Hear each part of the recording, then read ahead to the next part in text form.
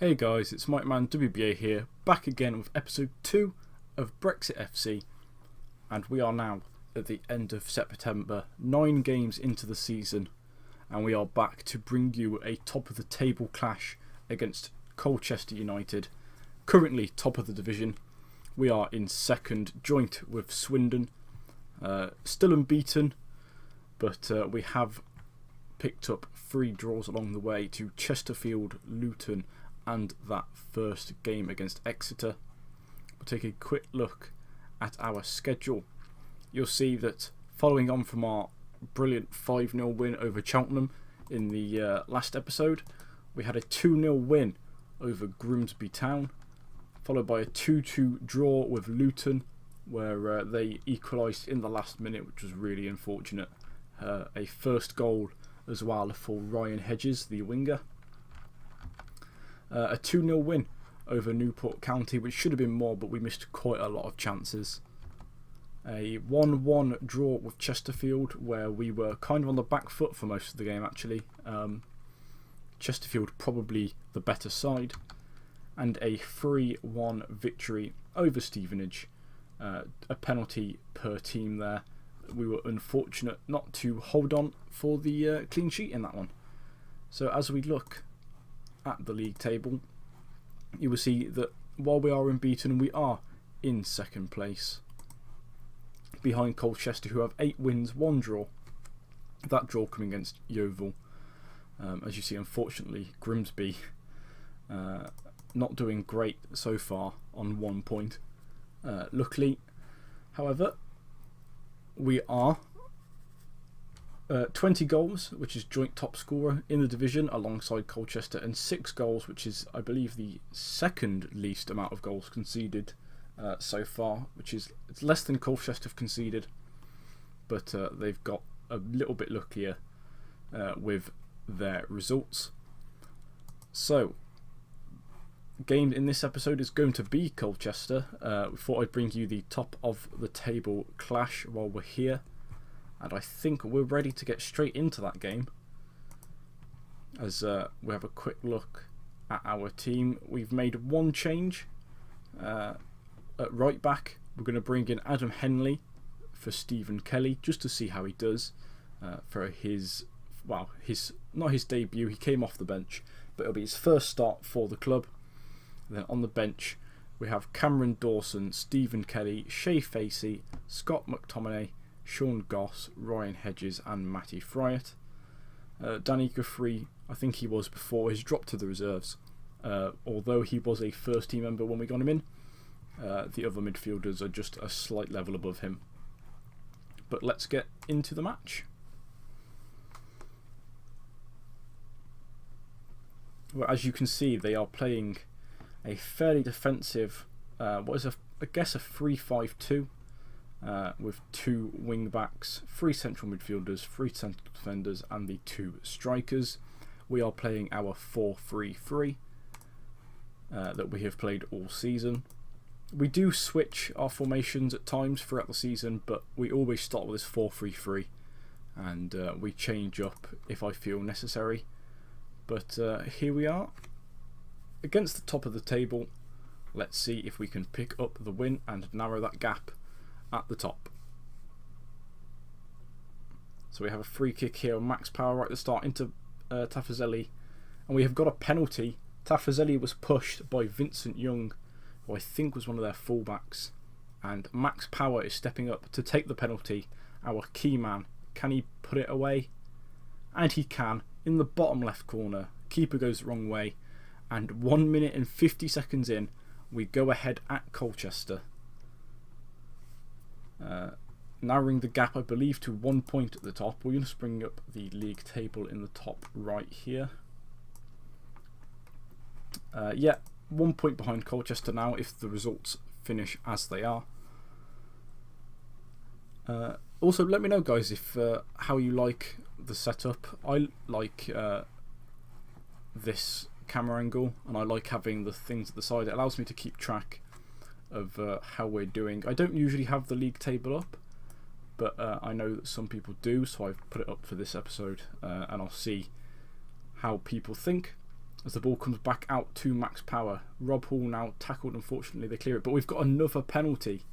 Rob Hall was tripped by Jackson this time, the other fullback. Referee wants a word. And the yellow card for Ryan Jackson, but we have another penalty. And will Max Power, yeah, Max Power stepping up again. Can he get his second goal, his second penalty of the night? He can. He goes the other way. Goalkeeper guesses the right way this time. Goes the same direction. Max Power, bottom right corner. And you don't see many penalties better than that. Right in the bottom corner. And we go 2-0 up to the league leaders. Okay, so we're just before half time here. Nothing's happened really in this half other than the penalties, but we have another highlight here as it comes into Lavery. Good block there by Innes. Some good play on the right hand side there from Henley, and then Hakib. We get the corner, but nothing comes from that, and now Colchester looking to counter, but nothing comes of it, and it looks like that will probably be half time. I don't know why this bar is still at the top. It doesn't seem to be going. There we go, it's gone now. As we come forward again just before half time, Lavery with the cross, but Walker gets on the end of it. Sam Walker, I believe, former Chelsea goalkeeper, if I'm not mistaken. As Colchester looking to get a consolation before half time, but Tafazzelli picks that up, plays it up to Forsyth to Hall. Now, can we have one final attempt before half time? Hall has it on this left hand side now. Power has it in the middle, plays it back out wide. Forsyth has the opportunity for a cross maybe into Lavery, and Lavery blasts it into the back of the net, and we do get that third goal just before half time. Caelan Lavery with a lovely finish. Keeper maybe should have done better. We'll have a look on the replay where exactly this ball goes. Lavery comes in and he does blast it sort of towards Walker. You would expect him to do a little bit better with that. But at half time against the league leaders, Brexit FC lead 3-0. So start of the second half, and we will look to keep our performance up so far. Colchester not playing great. We are doing quite well ourselves. Max Power on an 8.7 with those 2 penalties. We will keep an eye on our fitness as we go along, and maybe look to make a substitution soon, as nothing appears to be happening really in this half so far. We'll give it a couple more minutes and then we'll make a substitution. Okay, so 70 minutes in, still no highlights in this half. We're going to make a couple of changes just to keep fitness up. Hakib is going to be replaced by Ryan Hedges. Ed Upson is going to be replaced by Sean Goss. And we're going to have, who else? Rob Hall. No, Rob Hall. We don't have another winger. Actually, yeah. Craig Forsyth is going to play left wing. Adam Henley is going to come on. Is going to swap sides to the left hand side. And we're going to bring on Shay Facey at right back. And yeah, we'll keep it like that.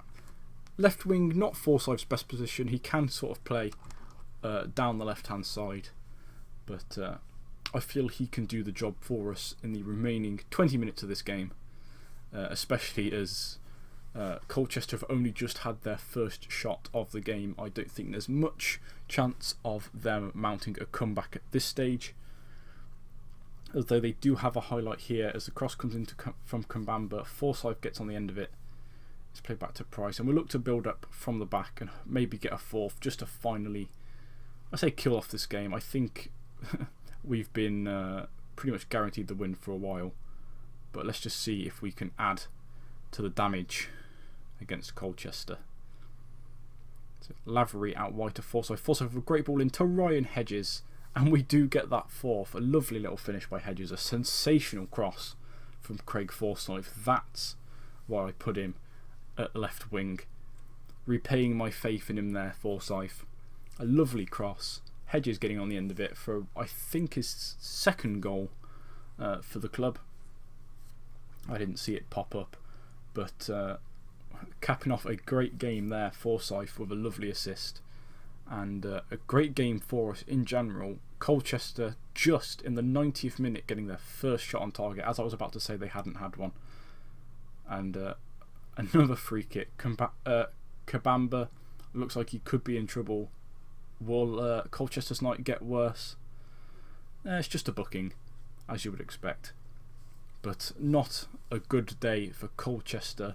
They were the leaders, they were unbeaten, but they have been dismantled here by Brexit FC. And we now, I believe, we are, depending on how Swindon did actually, we might be the only unbeaten team left in the division. I know Swindon had already lost, so it was Coventry that hadn't lost. Coventry picking up the win against Carlisle. So we're not quite the only unbeaten team in the league. We still have Coventry pushing us, but we narrow the gap at the top of the table down to 1 point. Colchester's morale should be smashed from that, and hopefully they might drop a couple more points in the future off the back of that. So I'm just going to not do that press conference, trying to stir trouble between us and the chairman. So I will bring you. We're not going to play the Notts County game in this episode. We'll skip over that one, but I will bring you the match against Swindon. They're third at the moment. They can only drop down to fourth if they lose and Coventry win. So we'll bring you that Swindon game, and I will see you guys in just a second. Okay guys, we're back. We've done that Notts County game, coming out 3-1 winners. Caelan Lavery getting a double, Stephen Gleeson getting the third before the legendary former Newcastle striker Shola Amiobi pegged one back for Notts County, but we held on to win 3-1. So up next we do have Swindon, who are now second. We are now top. Colchester did in fact lose to Mansfield, who are now in sixth after they lost to us. So we are now top, level on points with Swindon, I should say. 2 points ahead of Colchester, and then a couple more points ahead of the rest of the table. Grimsby now on 2 points, so doubled their points in the last game. Fully on course to do well, probably. So, game against Swindon, we've had to make a couple of enforced changes with Ryan Tafazoli and Caelan Lavery both being on international duty. Caelan with Northern Ireland, of course, and Tafazoli with Iran. Cameron Dawson has also picked up an injury. He will be out for 2 to 3 weeks. So no goalkeeper on the bench today, which will be interesting. Matty Fryatt coming in striker and will be playing in the false 9 position. And also Lewin Nyatanga coming in at centre-back. Went with him over Shea Facey just because Nyatanga is more accustomed to playing centre-back than Facey is, even though they are a similar star rating and skill level. I'd rather have a natural centre-back in there, considering how well Swindon are doing. If we just take a quick look at this again, 24 goals in 11 games, so the second highest scorers in the league.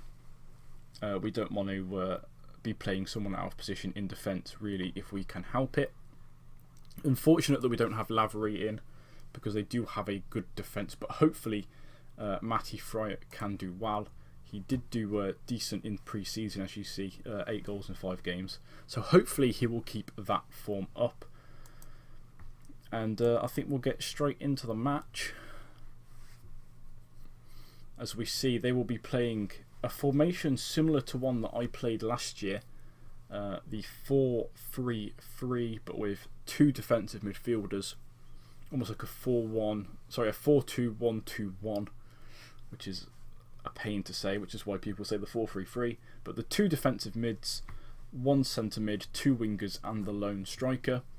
So not too dissimilar to what we play, just slightly more defensive. Whereas we have Gleeson and Upson as deep lying playmakers, they have 2 defensive midfielders. They also look like they're playing a deeper line than we are, and possibly a little narrower. but maybe that's just how I'm looking at it. They of course have Lawrence Vigouroux in goal, a very good goalkeeper, but not anybody else really that I recognise. So hopefully we can win this one. Oh, I forgot to do, again, I keep forgetting to do opposition instructions on this FM, just because it being in a slightly different place. So we'll quickly do our opposition instructions. I think I forgot to do it in the last game as well. So here we go. Kick off, see if anything comes of it. As Power plays it up to Hakib, Fryatt has it in the middle, plays it back out to Adam Henley, plays it up to Hakib, who puts a not a good cross in. Wasn't good at all. That goes out for a goal kick at the near post. However, the highlight has continued, which is rare of these highlights. It could be because the changes weren't confirmed, and it was. Forgot to press confirm, so nothing to come of that highlight. And I'll see you in a minute. Okay, we've got a highlight here. Forsyth for the throw into Gleeson. Hall and Forsyth combining on the left hand side, and it's played into the middle to Hakib Adelakun, who knocks it underneath Vigouroux in the Swindon goal, and we go 1-0 up just inside 10 minutes. Good play there by Hall and Forsyth on the left hand side. Another great cross by Forsyth into Adelakun, and we take the lead. And at the moment we are currently 3 points clear at the top of the table. Colchester will be hoping to narrow that gap down to 2 if they can get a win today. I think they're playing today. I would assume they are, but I'm not sure who they're playing. Yeah, they will be hoping to narrow that gap to 2 points. Oh, and it's a calamitous defensive display there by Swindon, as Hakib Adelakun puts in the cross. Good pass by Roshan Williams. Adelakun gets it around the halfway line, runs forward about 10-15 yards, get past the one defender, puts in a cross, and I don't know what's happened there. As we'll just rewind that quickly. I don't know if the defender has gone for it and missed it, and that's confused the goalkeeper, or whether they've left it for each other. Let's go behind the goal. Let's slow this down a little bit. Hakib Adelakun putting in the cross. The defender sticks a foot out, doesn't get it. The keeper dives late, and it creeps in at the near post. And Hakib has accidentally scored a brilliant goal to put us 2-0 up after only 15 minutes. And I have to say, wasn't expecting this against a team with as good a defence as Swindon's appears to have. As we have another chance here, cleared, but back to Power now. Can he do anything with it? Goes for a run, plays it back to Hakib, who puts a good ball into the far post, and Rob Hall heads it in at the far post. Quite similar to how we scored our first goal of the season against Exeter, with the ball coming out to Hakib on the right hand side and him playing it to the far post for Hall to nod back in. Could have gone for the shot, it was a very tight angle though. Decides to clip it into the back post, and Hall with a good downwards header to knock it past Vigouroux again at the near post. He will have to be disappointed with how he's played so far today. Swindon's defence not having the best time. I think maybe struggling with the pace of Adelakun. Does have 16 pace, 15 acceleration. Very good crosser. As is Hall, 14 and 12 crossing. As they maybe have a chance here with Mullin. Finds Woolery on the right hand side, but Nightanger cuts out that pass. Plays it back to Price, and we look to build from the back. As Williams plays it up to Upson. Exchanging passes. Can Gleeson or Nightanger find the space on the left? It's a poor pass as they try again, Swindon. Woolery on this right hand side puts a ball into the box, cleared by Williams, but only to Lucas. Done now to Anderson. Mullin plays a good through ball to Woolery, and Lewis Price beaten at his near post. Very disappointing by him. Woolery managing to just bomb through our defence to get on the end of this through ball. I don't think it was meant for him. I think it was meant for Anderson here from Mullin, but he left it. Woolery gets on the end of it. Price, poor positioning really. and Woolery manages to sneak it in at the near post to peg one back for Swindon. And hopefully we hang on until half time without conceding any more, and then we can build back on the attack in the second half. Okay, so we have held on until half time. Those 2 goals. That was a bad team talk to listen to the assistant on. As we just tell everyone that we were happy with the performance. That's turned it around a little bit. Hakib still a little bit annoyed that we said there was nothing to talk about. And we'll just take a quick look. I think we're going to make one change, and Gleeson is going to come off for McTominay. I don't like the fact that he has that yellow card.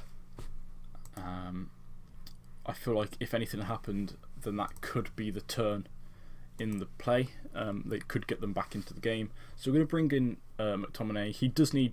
He's not full on his match sharpness, so this will help him get a bit back. But other than that, we're not going to make any more changes at half time. So hopefully we can build on the good attacking play that we did in that half, and maybe grab another goal to kill off Swindon in this game here. We have a free kick here, Forsyth, just over the bar. Unfortunately, he does have decent free kicks, I believe. Does Forsyth? Oh no, only 10 by the looks of it. So not the best at free kicks, but he can hit a ball quite well. So we have another highlight here. Lucas has it for Swindon. They look to build and get a second, come back into the game. Mullin has it now, back to Lucas. Mullin finds some space on the left hand side, crosses it into Anderson. And I have to say, I'm very disappointed in Nyatanga there. Didn't close down the cross, gave Anderson the space. And I'm starting to get a little bit worried here. They're coming back into the game, Swindon. We're going to make a change. Nyatanga's coming off. We're going to bring on Facey in the same sort of role. And we're also... Fryatt hasn't done anything at false 9. We're not going to sub him off, but we're going to change him back to an advanced forward.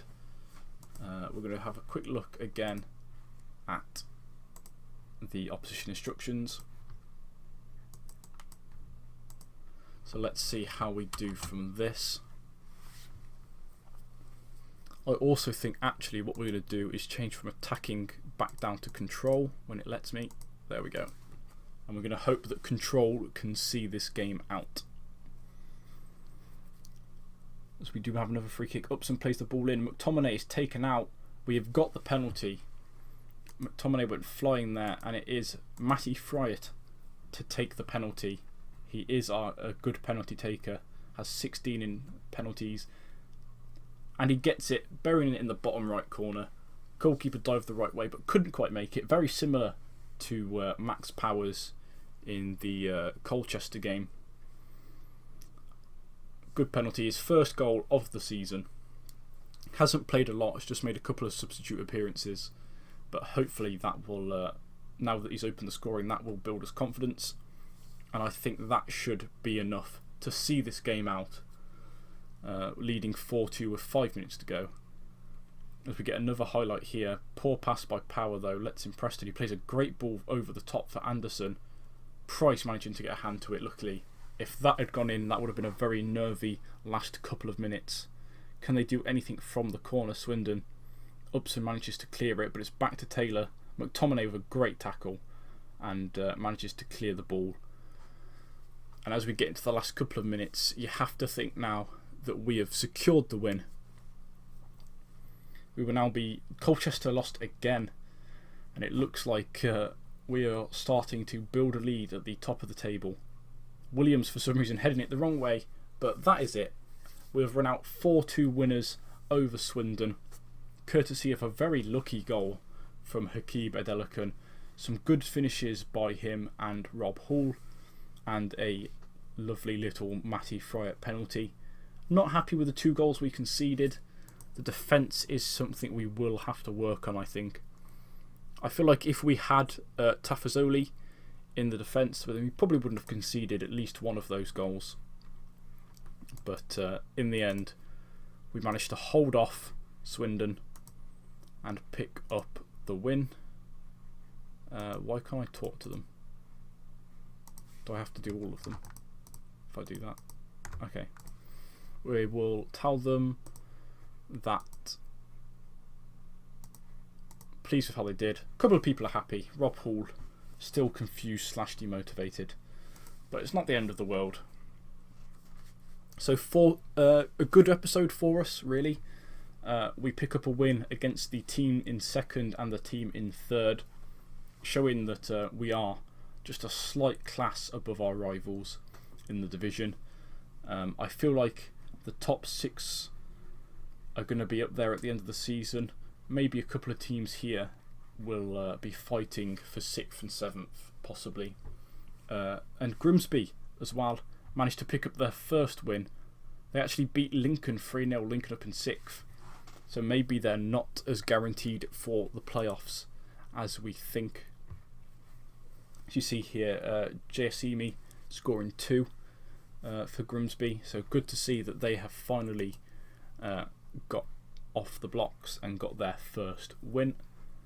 I can't think of anything else to show in this episode. We'll just take a quick look at some of the player stats to have a look, as we see that Caelan Lovery is just at the top of the goal scoring charts, level with Keshi Anderson, who got 1 against us here for Swindon, and Kane Hemmings of Mansfield 1 goal behind in 3rd place.